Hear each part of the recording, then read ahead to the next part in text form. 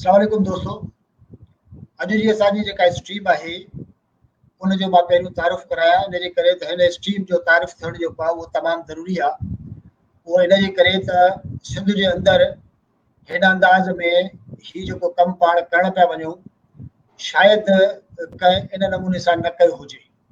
ऐं इहो कमु इहो आहे त सिंध जे अंदरि 1970 71 72 खां पोइ जंहिं नमूने सां सिंध जे अंदरि नेशनलिस्ट पार्टियूं ऐं जेका क़ौमी सियासत आहे उहा इवॉल्व थी आहे, उनजी सॼी असां हिस्ट्री अॼु खणण जी कोशिशि कंदासीं।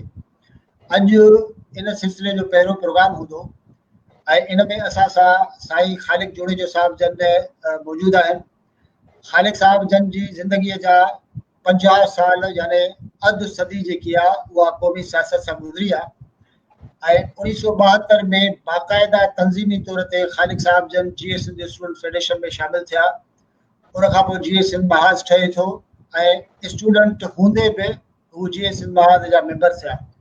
ख़ालिक साहिब खां अॼु असां सिलसिलो शुरू कयूं था ऐं हिन सिलसिले में सिंध जे अंदरि जेके बि माण्हू मौजूदु आहिनि जिन जेके सिंध जी क़ौमी सियासत सां लाॻापियल रहिया आहिनि, जिन जो किरदारु रहियो आहे उहे किथे बि आहिनि, असां इहा कोशिशि कंदासीं त हिन सॼी हिस्ट्री में जंहिं जंहिं जो ज़िक्र थींदो, जंहिं जंहिं इवेंट्स जी ॻाल्हि थींदी ऐं ख़ालिक साहिब जो जेको रिकाउंट हूंदो, जेको जेको साईं खे जेका शइ यादि आहे उन में का एडिशन हूंदी, का सब्ट्रैक्शन हूंदी, उहा बि पाण कंदासीं ऐं कोशिशि कंदासीं त उन्हनि माण्हुनि ताईं पुॼिजे जिन सिंध जे क़ौमी सियासत में हिकिड़ो पंहिंजो किरदारु अदा कयो आहे। इन सॼी हिस्ट्री में तमामु घणियूं शयूं असांजे साम्हूं ईंदियूं। जॾहिं हिस्ट्री खे ॾिसिजे थो त इन में ॿराया कोन्हनि त हिस्ट्री में अंदरि वञण सां तमामु घणियूं शयूं खुलनि थियूं, तमामु पॉज़िटिव पासा अचनि था, तमामु नेगेटिव शयूं साम्हूं अचनि थियूं ऐं शायदि उहे सॼा रीज़न्स बि असांजे साम्हूं अचनि था जिन रीज़न्स जे करे के तहरीकूं कामयाब या नाकाम थियूं आहिनि। सिंध जे अंदरि मसइलनि जो तमामु हिकिड़ो वॾो भंडार आहे।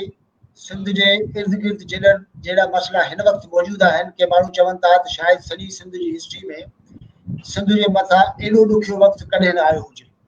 ऐं जॾहिं पाण हिस्ट्री जो सॼो मुतालियो कंदासीं ऐं मुख़्तलिफ़ माण्हुनि सां ॻाल्हाईंदासीं त शायदि असांखे उहे इवेंट्स ऐं उहे फ़क़्त जेके आहिनि उन्हनि जो पाण तयन करे सघंदासीं त किथे किथे सिंध जी क़ौमी सियासत में ग़लतियूं थियूं आहिनि, किथे सिंध जी क़ौमी सियासत में बहितरियूं आयूं आहिनि ऐं इन सॼी हिस्ट्री जे बुनियाद ते शायदि का पिक्चर चिटे सघिजे जेका पिक्चर असांखे गाइड करे सिंध जे हक़नि जी कंहिं पॉज़िटिव जिदोजहद जे तरफ़। ख़ालिक साहिब तव्हांजी वॾी महिरबानी, तव्हां टाइम ॾिनो।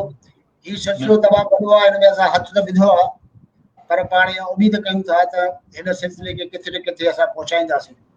मां ज़रूरु चाहींदुसि टू बिगिन विथ पाकिस्तान जे अंदरि हिकिड़ो पाण जेकॾहिं सॼे पाकिस्तान खे ॾिसूं, उनजी सॼी हिस्ट्री खे ॾिसूं त पाकिस्तान जे ठहण खां वठी बांग्लादेश वारे ठहण ताईं यानी पाकिस्तान जो जेको ब्रेकअप आहे उन ताईं हिकिड़ो टाइम नज़र अचे थो ऐं उन खां पोइ यानी 1971 72 खां पोइ असां वारो जेको पाकिस्तान आहे, वेस्ट पाकिस्तान आहे, जंहिंखे भुटे साहब नओं पाकिस्तान चयो हो, उन नए पाकिस्तान में आस्ते आस्ते सिंध में नेशनलिस्ट पार्टियुनि जी नेशनलिस्ट पार्टियूं जेके आहिनि, कॉर्पोरेट पार्टियूं, उहे इवॉल्व थियण जेके शुरू थियनि थियूं।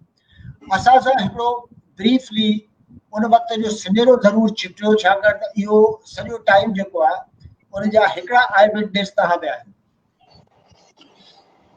महिरबानी मंदूर साहब। हाणे सिंध जी क़ौमी तहरीक खे मां जीअं ॾिसां थो त उहा मुख़्तलिफ़ मरहलनि मां उहा गुज़री आहे। हाणे ॻाल्हि खे मुख़्तसर करण जे लाइ पोइ ते नथा वञूं, पाकिस्तान खां पोइ जिते अचूं था त उन जो हिकिड़ो अहम मरहलो शुरू थिए थो जीअं वञण तो ठहियो। उन खां अॻु में इंडिविजुअल लेवल ते जिदोजहद थींदी हुई, साईं जेम्स सैद कई या हैदर बजत हुयो या उहे माण्हू कंदा हुया। वञूं त जीअं ठहे थो उन जे रद अमल में ऐं उन जे टोड़ण लाइ जिदोजहद जेका ठहे थी उहा फैलिजे थी शहरनि ॻोठनि ते मुख़्तलिफ़ इदारनि में, पर उहा बि एंटी वञूंट आहे। उन में को अॻिते जे लाइ वाज़ प्रोग्राम या उनमें का तंज़ीम उन वक़्तु बेहतरी कोन्हे का। शाइर पंहिंजे लेखे, अदीब पंहिंजे लेखे, उस्ताद पंहिंजे लेखे, हर जेको जिथे आयो उन आवाज़ जदोजहद कई ऐं वञो टुटो। पर जीअं तव्हां चयो त 71 खां पोइ नओं पाकिस्तान चयो वियो, वाकई बि हिकिड़ी बिल्कुलु ई नई सूरत हाल थी वई। त बंगालियुनि जे गलत न हो त ज़ुल्फ़िकार अली भुट्टो इहो लफ़्ज़ इस्तेमाल कयो, नओं पाकिस्तान। नओं पाकिस्तान, हा। ऐं मुंहिंजे ख़्याल में उन थोरियूं जेके सही ॻाल्हियूं कयूं हुन सां हिकिड़ी इहा बि हुई त वाकई नओं पाकिस्तान थियो। छो त हा, जेको पाकिस्तान अॻु में उहो त ख़तमु थी वियो, मेजॉरिटी हली वई, त हर शइ नई शकिल में आई आहे। सही ॻाल्हि आहे। सिंध जी क़ौमी तहरीक जो बि हिकिड़ो नओं मरहलो उतां शुरू थिए थो ऐं उहो मुनज़म शकिल वठे थो। जेतोणीकि उनजे बैक में उहा एंटी वैल्यूंट मूवमेंट जेको उभार, जेको इंस्पायरेशन माण्हुनि में तहर कोन्हे पैदा कयो, पर इन खां पोइ उन आस्ते मुनज़म शकिल वठणु शुरू कई ऐं उनजो असर जेको मां चवां थो उनजो वॾे में वॾो सबूत इहो ख़ुदि नालो आहे। छो त जीए सिंध जो जेको लफ़्ज़ आयो कामरेड हैदर बि जतोई एंटी वैल्यूंट मूवमेंट में जेको शेर लिखियो, जीए सिंध जाम थिए सिंध, त इहो उन मां वरितो वियो। त हीउ उनजो तसलसल ई, पर उनजो हिकिड़ो अॻियो मरहलो हो, तंज़ीमी शकिल में आयो। त जीए सिंध स्टूडेंट फेडरेशन अॻु में ठही चुकी, अर्ली 71 में उहा ठही चुकी। त जीअं ई बांग्लादेश ठही वियो ऐं नओं पाकिस्तान जंहिंमें थियो, त पहिरीं जेको आहे जीए सिंध स्टूडेंट फेडरेशन ई जहिड़ो क़ौमी तहरीक जो हिकिड़ो प्लेटफॉर्म हुयो। ऐं मां इहो हिते जीअं तव्हां चओ था तारीख़ जे रिकॉर्ड जे लाइ, त उन नए पाकिस्तान में पहिरियों जेको सियासी प्रोग्राम जलसो थियो आहे उहो 4 मार्च 1972 जो प्रोग्राम आहे, जंहिंजी सदारत जा मुख्य महिमान साईं जी एमसद हुयो ऐं उन में सरदार अताला मेंगल अञा चीफ मिनिस्टर न थियो हुयो, पर नेप उते मेजॉरिटी पार्टी थी उहो हुयो। डॉक्टर अब्दुल हई बलोच हुयो। उहो जीए सिंध स्टूडेंट फेडरेशन ऐं सिंध नेशनल स्टूडेंट फेडरेशन गॾिजी बसंत हाल में कयो। पहिरीं उहो प्रोग्राम हाल जे अंदरि थियो, पर पोइ माण्हू तवको खां घणा थी विया त ॿाहिरि इहो रेडियो पाकिस्तान जे आॾो रोड ते थियो। त पहिरियों प्रोग्राम नए पाकिस्तान में जेको नेशनलिस्ट मूवमेंट जो सियासी प्रोग्राम थियो आहे सो इहो थियो आहे। ऐं उन खां पोइ थोरे ई अरसे में 18 जून ते साईं जी एम सैद सां जेके माण्हू एंटी वैल्यूंट मूवमेंट ते हुया उन्हनि मां वॾी अक्सरियत छॾे पीपल्स पार्टीअ में हली वई।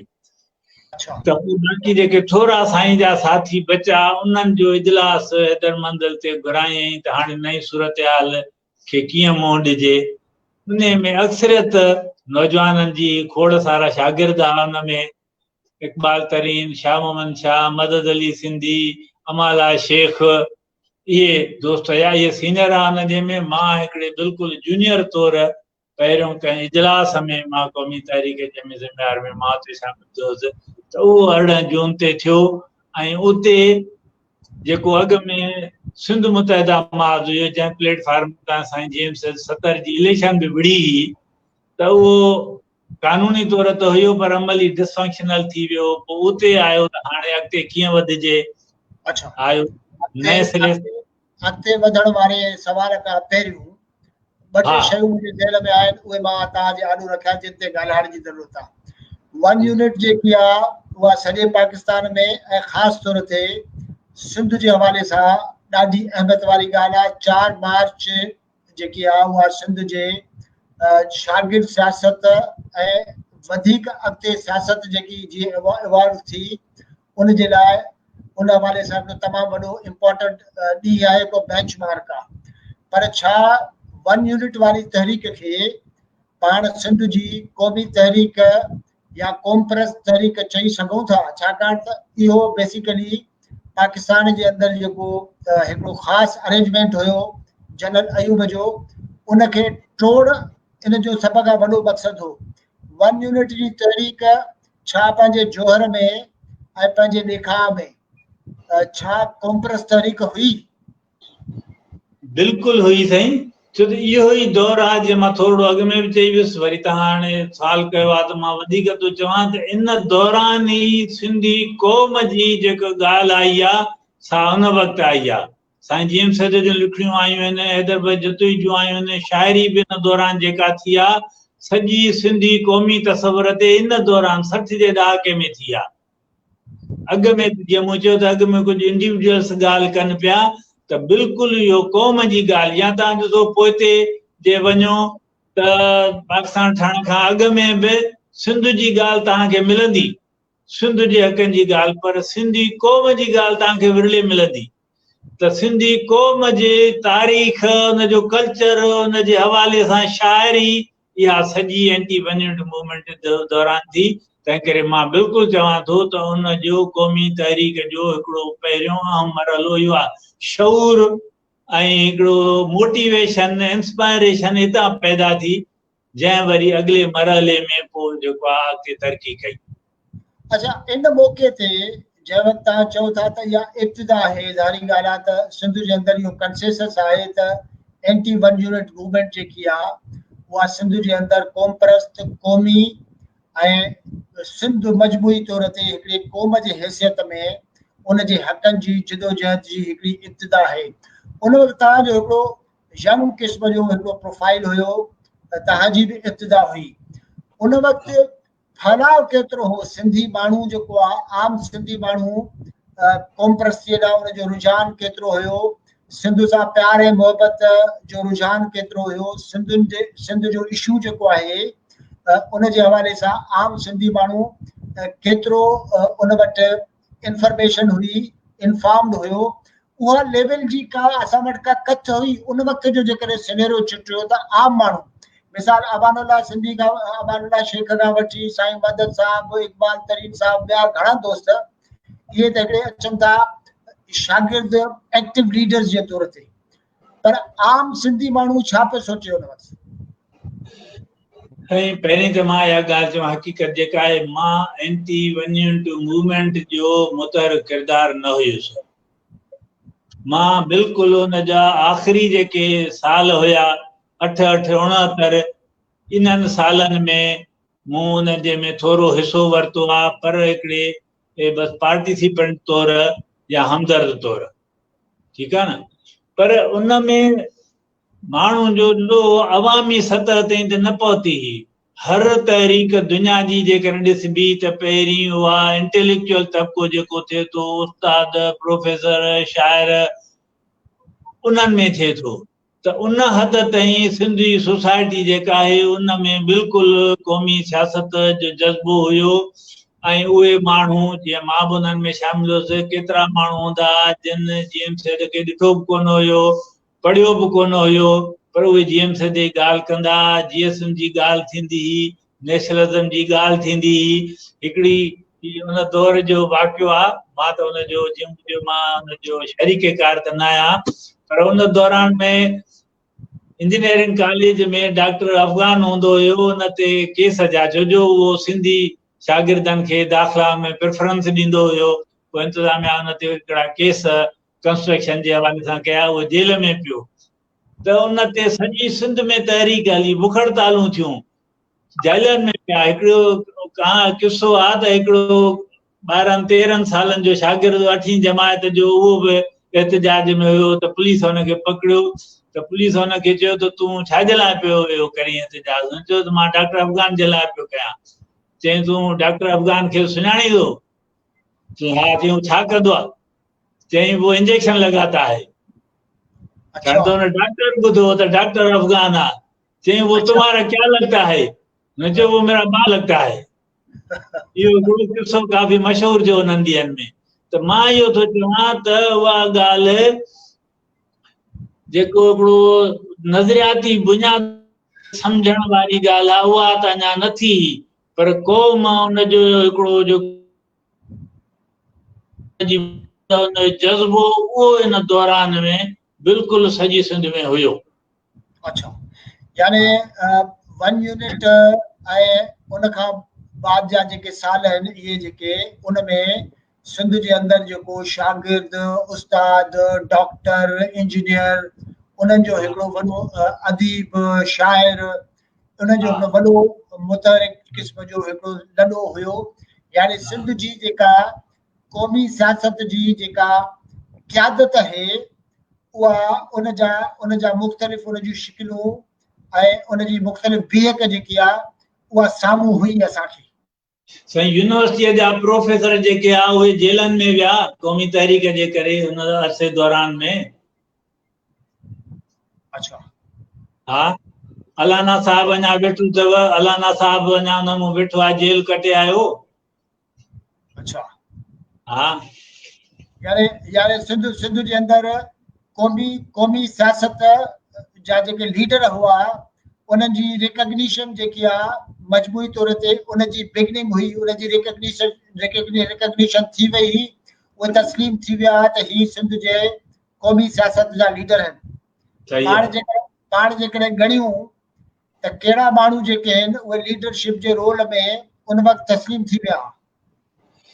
साईं हाणे जीअं मूं चयो न त उन वक़्तु जमायत त न हुई, पर एज़ तहरीक जेकॾहिं ॻणिजे त ज़ाहिर आहे पहिरियों नालो साईं जेम्स जो अचे थो, पोइ कामरेड हैदर भाई जतोई जो अचे थो, मुख त इहे आहे, पर पोइ उन में ॿिया बि केतिरा, काज़ी फैज़ मोहम्मद हुयो, गुलाम लगारी हो, हफ़ीज़ कुरैशी हो, होॾां शाइरी अदब में शेख हयात वॾो नालो सभ खां पहिरियों, पोइ वॾी हिकिड़ी खेप हुई तनवीर अब्बासी, नियाज़ हुमायूनी, शमशीर हैदरी, इहो वॾो हिकिड़ो सिलसिलो, पोइ इमदाद हुसैनीअ तोणी इहो हुयो, कहाणीकार नजम अब्बासी, अमर जलील, उन खां अॻु में जमाल अबड़ो, त इहे माण्हू इहे वॾा वॾा नाला उन वक़्त जा हुया। शागिर्द तहरीक जीअं तव्हां चयो त 4 मार्च जो बिल्कुलु उहा शागिर्द तहरीक ई, पर उनजो क़ौमी तहरीक में हिसो आहे यूसुफ लगारी, यूसुफ टालपर ऐं इहे दोस्त जेके आहे, पोइ मुजीब पीरज़ादो, पोइ इक़बाल तरीन, पोइ शामन शाह, इहे उन वक़्तु माना उभरण शुरू थिया हुया क़ौमी तहरीक जे लीडरनि तौर।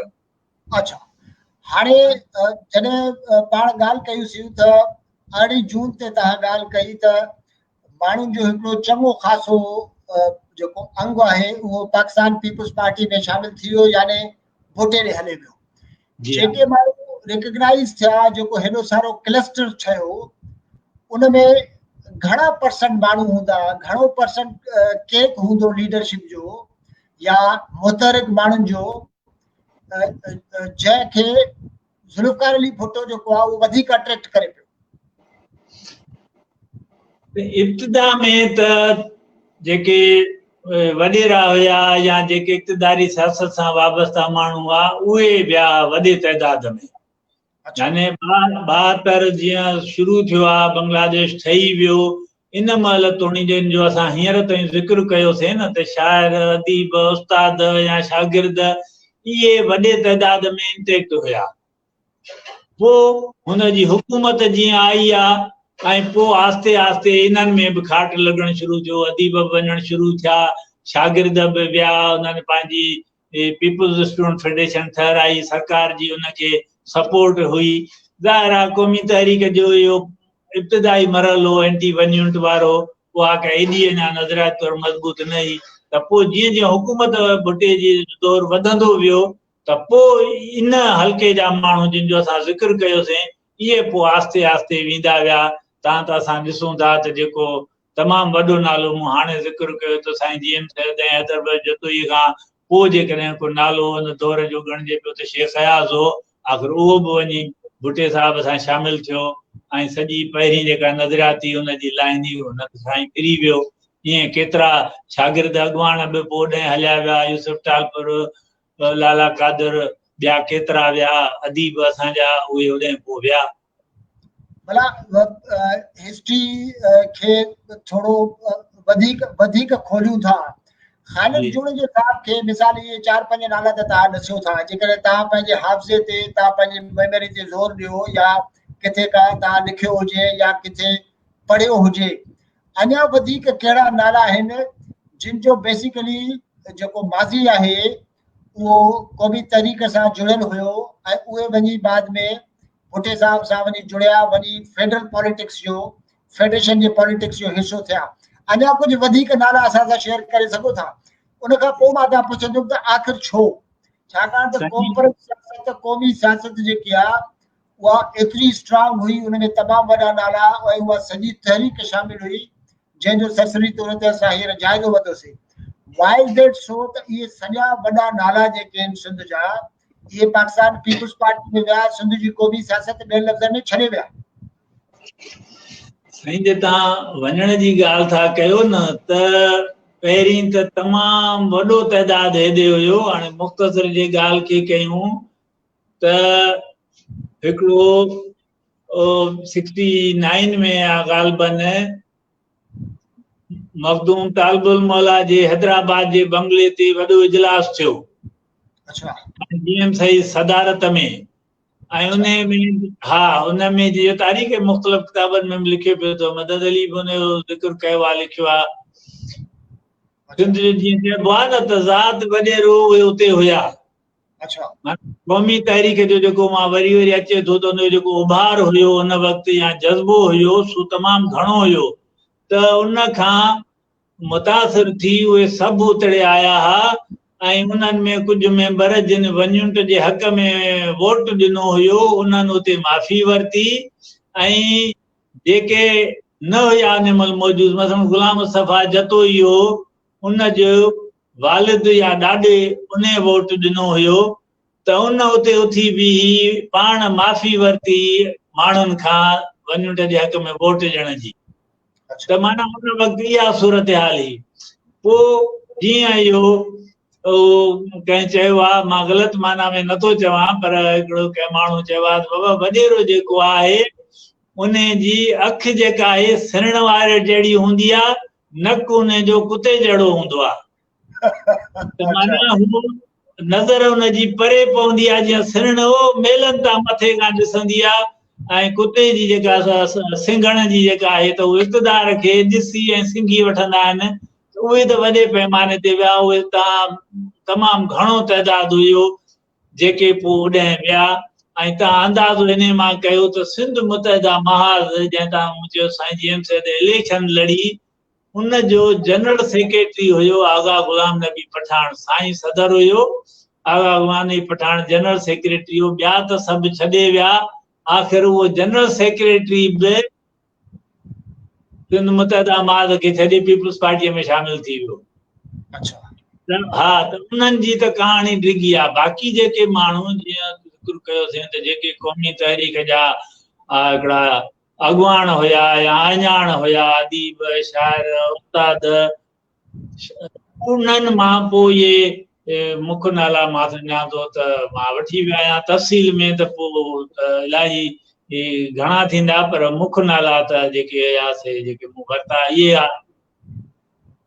ख़ालिद साहब, छा मां इहे चई सघां थो ऐं इन चवण जो को जवाज़ मौजूदु आहे त ज़ुल्फ़िकार अली भुट्टे सिंध जे अंदरि हिकिड़ो जेको क़ौमी सियासत जो जेको सॼो माहौल ठहियो ऐं सिंध जे अंदरि क़ौमी पार्टियुनि खे वधीक मज़बूत करण जे लाइ जेको हिकिड़ो वॾो कंटेंट जेको ठहियो, उन ते सभ खां वॾो राता हो, मां न चवां जेकॾहिं, पर उन जो सभ खां वॾो शायदि हिकिड़ो फ़ाइदो ज़ुल्फ़िकार अली भुट्टो खणी वियो ऐं कॉम्परेशन जी जेका लीडरशिप आहे उनखे हिकिड़े सर्टन पोज़ीशन में अचे खाने में बीहारियो। छा इहे पाण चई सघूं था? साईं, ज़ुल्फ़िकार अली भुट्टे रुगो सिंध जी क़ौमी तहरीक खे ई खाट न आयो या उन ते कब्ज़ो कयो, पर पाकिस्तान में जेका तव्हां जे ॾिसंदव त लेट 60s में अयूब खान जी गवर्नमेंट जी मुखालफ़त में जेका तहरीक हली आहे, काफ़ी माण्हुनि जो तइदाद आहे त इहा इनकलाब जे तरफ़ वञी रही। उन में यानी बंगाल बि अञा शामिल आहे। तव्हां अंदाज़ो कयो त बंगाल जी सियासत हितां वेस्ट पाकिस्तान वारी सियासत न हुई, टोटली मुख़्तलिफ़ हुई, मिडिल क्लास जी सियासत हुई उते। त सियासी मैदान ते मज़दूरनि जूं तमामु ज़बरदस्त उन वक़्तु तहरीक ई तंज़ीमूं हुयूं, शागिर्दनि जूं हुयूं, हारियुनि जूं हुयूं। अदब में मज़बूत जेका आहे सा उर्दू अदब में तहरीक ई सिंध में त हुई।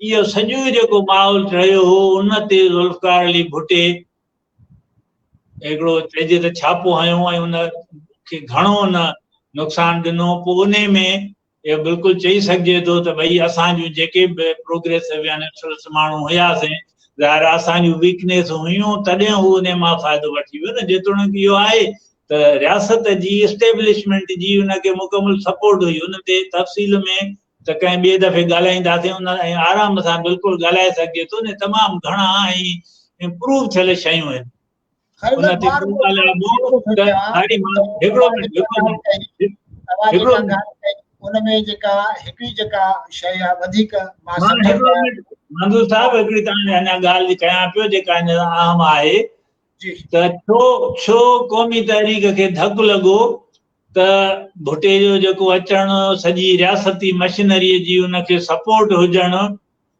ऐं असांजूं जेके कोताहियूं कमज़ोरियूं जेके क़ौमी लीडर या तहरीक ई ॿी हिकिड़ो सबबु उनजो इहो हुयो त एंटी वन्यूट तहरीक जंहिं इहो सॼो माहौल पैदा कयो हुयो न उन वटि वन्यूट टोड़ ताईं त उन वटि प्रोग्राम हुयो उन खां अॻिते जो प्रोग्राम कोन हो। अच्छा हा हिकिड़ो सबबु ॿियनि शयुनि सां गॾु इहो बि आहे त उन वक़्तु वन्यूट टोड़ियो उन ते त माण्हू आया। हाणे वन्यूट जो टुटो त पोइ छा पोइ जो प्रोग्राम कोन हो। मां इनखे क़ौमी तहरीक जी हिकिड़ी वीकनेस या कमज़ोरी या ग़लती या घटिताई सम्झां थो त जेके प्रोग्राम हुजे हा त जीअं वन्यूट टुटो त उहा तहरीक उन जे तब्दील थी वञे हा। त इहो बि हिकिड़ो सबबु आहे। यानी इन्हनि वटि प्रोग्राम कोन हुयो जेके एंटी वन यूनिट वारा जेके लीडर्स हुया असां वटि तंहिंजे करे जेको सॼो माहौल जुड़ियो जेको सॼो मवाद जुड़ियो उनखे कैपिटलाइज़ भुटे कयो उनजो फ़ाइदो भुटे वरितो। इहा मिस्टेक जेकी आहे उहा छाजे करे थी वाई इज़ दैट सो छाकाणि त इहा सिंपल ॻाल्हि आहे त जॾहिं तव्हां का तहरीक हलायो था उन तहरीक जो हिकिड़ो हिसो या कामयाब थिए थो या कामयाबी मजबूरी तौर ते हासिल कयो था त उनखे ज़ाहिरी ॻाल्हि आहे पॉलिटिकली वधीक कैपिटलाइज़ कजे थो ऐं उहे पाकिस्तान जे अंदरि कैपिटलाइज़ेशन छा आहे उहो इहो आहे त तव्हां माण्हुनि खां वोट वठी ऐं ऐवाननि में वञो जीअं ज़ाहिरी ॻाल्हि आहे भुटे कयो। असांजी नेशनलिस्ट लीडरशिप खां क़ौमपरस्त जेके जेके माण्हू आहिनि उन में Sain GM Saeed top of the list आहे। उनखे इलेक्शन या पार्लियामेंट्री पॉलिटिक्स जो हेॾो वसी तजुर्बो हुयो। इहा ग़लती छाजे करे थी वाई इज़ दैट सो साईं हाणे अॼु जेकॾहिं वेही 50 साल खां 55 साल खां पोइ ॻाल्हि कजे त पोइ त काफ़ी शयूं हाणे चिटियूं लॻनि थियूं तमामु आसान थियूं नज़र अचनि। पर 55 साल ईअं मसलन हिकिड़ो सुवाल सिंध जे क़ौमी बका जदोजहद जे हवाले सां इहो बि अचे थो अॼुकल्ह। मां पाण बि उथारींदो आहियां त जॾहिं सिंध जी बम्बईअ खां आज़ादीअ जी अलहदगी तहरीक हली पई त सिंध खे सूबो बणायो वञे त हिकिड़ो सुवाल अचे थो त जेकॾहिं उन वक़्तु असांजी क़यादत सूबे जे बजाए मुल्की हैसियत जी घुर करे आहे त भई अंग्रेज़नि खे मुतालबो कजे हा त तव्हां हिकु मुल्क तौरु असां ते कब्ज़ो कयो तंहिं करे हाणे तव्हां वञण वारा आहियो मुल्क तौरु हैसियत ॾियो। त हाणे उहा अॼु त ॾाढी सिंपल थी लॻे थी यार इहा त वाक़ई एॾी वॾी ग़लती पर जेकॾहिं उते वञी ॾिसिजे थो त थोरी मुख़्तलिफ़ ॻाल्हि नज़र थी अचे छो त असांखे तारीख़ी पस मंज़र ॾिसणो पवंदो। क़ौमुनि जी जिदोजहद खे मज़ाहमत जो जेको तसलसल हूंदो आहे न उहो ज़िंदह रखंदो आहे। सिंध जी मज़ाहमत अंग्रेज़ जे कब्ज़े खां पोइ जहिड़ो ख़तमु थींदे तव्हां ॾिसंदो तारीख़ में नज़र थी उको दुको थोरे अरसे जे लाइ रूपलो कोली या किथे को ॿियो नंढो संडो थियो पर मजमूई तौर ते न ई उन जी तफ़सील में मां नथो वञा पर उन जो हिकिड़ो रीज़न इहो त उन वक़्त जा जेके हुक्मरान हुआ उन्हनि जो अवाम सां राब्तो मुकमल टुटी चुको हो त उन खां पोइ मज़ाहमत आहे ई कान का। पोइ अचे 20वीं सदीअ जे शुरूअ में बम्बईअ खां अलहदगीअ जी ॻाल्हि थिए थी जहिड़ो की इब्तिदा खां शुरूआत थी थिए तंहिंजे करे मां उनखे बि बेनिफिट ऑफ डाउट ॾियां थो त उन्हनि सूबे जी ॻाल्हि कई जेतोणीकि इन जो सवाल निशान ज़रूर लॻे थो। अहिड़ी तरह सां वन्यूट जे टुटण वारी जिदोजहद में जेकॾहिं ॾिसिजे त भई ॿियो प्रोग्राम छो कोन हो त उन वक़्तु 2 नुक़्ते निगाह हुया। हिकिड़ो इहो त भई वञण ज़रिए असांजो वजूद ई ख़तम कयो वियो आहे। तव्हांखे ख़बर आहे त सिंध जो नालो लिखणु गुनाह हुयो। सही आहे। हा, जंहिं लिफ़ाफ़े ते हैदराबाद सिंध लिखबो लिफ़ाफ़ो पहुचंदो ई कोन हुयो। त हिकिड़ो इहो हुयो साईंअ जो ख़ासि तौर इहो हुयो त भई कंहिं बि तरह सां माण्हुनि खे गॾु करे वञण टोड़ाइजे, सिंध जी जुदा हैसियत बहाल कराइजे, पोइ ॿियूं शयूं पोइ थींदियूं, इक़्तिदार असेंबलियूं इहे पोइ थींदियूं। त हिकिड़ो इहो मेन रीज़न साईं वटि इहो हुयो। कुझु माण्हुनि वटि इहो हा। हाणे अॼु इन ते बिल्कुलु ॻाल्हाए सघिजे थो ऐं ॻाल्हि थियण बि खपे त जेकॾहिं एंटी वञण मूवमेंट वटि पंहिंजो अॻिते जो प्रोग्राम हुजे हा, जीअं बंगाल वटि 6 पॉइंट जो प्रोग्राम हुयो त उहो उन्हनि खे तसल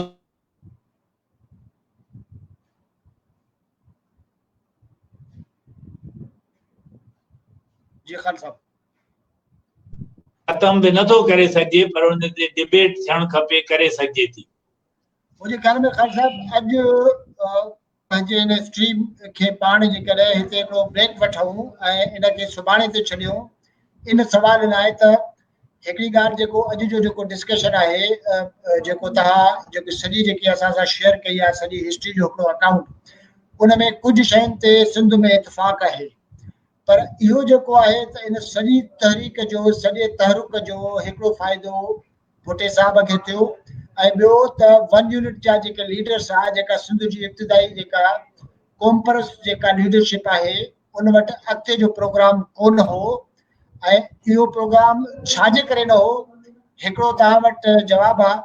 मां इहो चाहींदुमि त सुभाणे इन पॉइंट खां इब्तिदा कयूं ऐं उन दौर जे वधीक लीडर्स खे पाण इन में शामिल कयूं, छाकाणि त इहा वॾी इम्पोर्टेंट शइ आहे त टाइम वॾो अहम हुजे थो, फ़ैसिला अहम हुजनि था, फ़ैसिलनि ऐं टाइम जो हिक ॿिए सां वॾो गहरो तालुक हुजे थो, पोइ स्ट्रेटजीज़ हुजनि थियूं, जंहिंखां पोइ वञी किथे न किथे का तव्हांखे का कामयाबी मिले थी। तो मुंहिंजे ख़्याल में पाण सुभाणे हितां जेकॾहिं स्टार्ट कयूं ऐं वधीक हिनखे डिबेट खे अॻिते वधायूं त वधीक बहितर आहे। हिकिड़ो सिनेरियो असां वटि अची वियो। सही आहे, ठीकु ठीकु आहे। आहे ख़ान साहब, तव्हांजी वॾी महिरबानी। दोस्तों, ही जेको हिस्टोरिकल अकाउंट आहे इहो अञा ख़ालिक साहब खां असां स्टार्ट कयो आहे। असांखे उमेद आहे त क़ौमी तहरीक जे अंदरि तमामु घणा माण्हू आहिनि जिन तमामु वॾो किरदारु अदा कयो, उहे असांजे इर्द गिर्द नज़र अचनि था। कराची खां वठी कश्मीर ताईं मुख़्तलिफ़ शहरनि में इहे दोस्त मौजूदु आहिनि, असांजा सीनियर दोस्त मौजूदु आहिनि। पाण खणी ईंदासीं इनखे अॼु जे सियासत ताईं ऐं ॾिसंदासीं त कीअं इहा सॼी तहरीक इवॉल्व थी आहे। जीअं सिंध तहरीक इब्तिदाई शक्ल छा हुई, उन खां पोइ उन मां तमामु घणा स्ट्रीम्स निकिता आहिनि। सिंध जे अंदरि तमामु घणियूं पार्टियूं ठहियूं आहिनि जेके उन लीडरनि ठाहियूं आहिनि जेके साईं जीब सईद जे आस पास रहिया आहिनि। उन्हनि पार्टीज़ जे विच में डिफरेंसिस छा हो, पाण कोशिशि कंदासीं अॻिते हली त पार्टीज़ जे विच में हिकिड़ी कंपेरिज़न बि कंदासीं त हेतिरियूं कॉम्परस पार्टियूं ठहियूं, उनजो रीज़न छा आहे। छा बाक़ी एॾा नज़रियाती ऐं सियासी इख़्तिलाफ़ हुया या के पर्सनल मामला हुया। इहे सभई शयूं जेके आहिनि उहे हिस्ट्री में मौजूदु आहिनि, इनखे खणी अचण जी ज़रूरत आहे। सो अॼोके स्ट्रीम में इजाज़त वठूं था। ख़ालिक साहब ऐं मां सुभाणे वरी हिन स्ट्रीम में गॾु हूंदासीं ऐं पाण कोशिशि कंदासीं त पंहिंजे सीनियर लीडर्स मां हिकु अधु वधीक लीडर्स खे खणी अचिजे जेके उन ई सॼे टाइम पीरियड में रहिया आहिनि जिन टाइम पीरियड में ख़ालिक साहब रहियो आहे। Thank you so much.